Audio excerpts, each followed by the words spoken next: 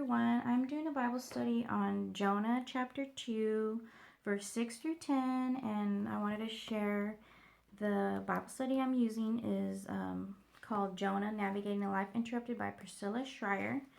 So I'll link it below if anyone is interested. It just goes into depth, into the mind of Jonah, and also, how merciful God was towards Jonah and towards people, in the book of Jonah, which God is merciful to anyone.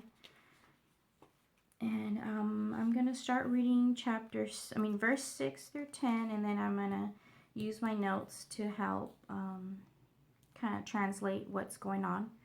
So verse 6, chapter 2, verse 6 says, I went down to the moorings of the mountains. The earth with its bars closed behind me forever. Yet you have brought up my life from the pit, O Lord my God. When my soul fainted within me, I remembered the Lord, and my prayer went up to you into your holy temple.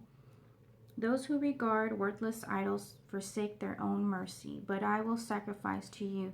With the voice of thanksgiving, I will pay what I have vowed. Salvation is of the Lord. So the Lord spoke to the fish, and it vomited Jonah onto dry land. So in chapter 6, when Jonah was picturing himself in the moorings of the mountains, in the pit of the mountains, and when he says,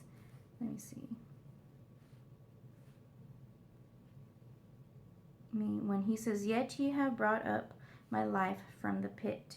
When he says pit, it's used as Sheol describes the realm of the dead. So, he felt that he was gonna die. Then chapter 2, verse 7, when he says, I remembered the Lord, Jonah reaffirms his faith in the Lord and renews his commitment to him.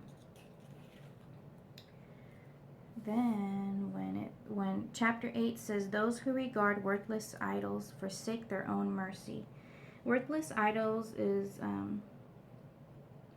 means that it condemns every alternate to God. Idols here means vapor. They pass away quickly. They have no value. Then when he's talking about mercy in verse 8, it means a loyal love, describing God's faithfulness to his covenant and to his people.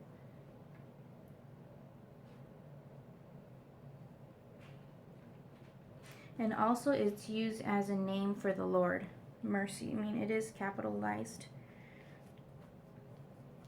So then verse 9, I'm sorry, I'm reading from my notes in there. I just wrote very tiny, so I'm having a hard time seeing it. And then verse 9, when he says, I will sacrifice to you with the voice of thanksgiving. I will pay what I have vowed. When he says that, it's sort of like a common praise in the book, in the Psalms, the book of Psalms. And when he says, I will pay what I have vowed, Jonah pledges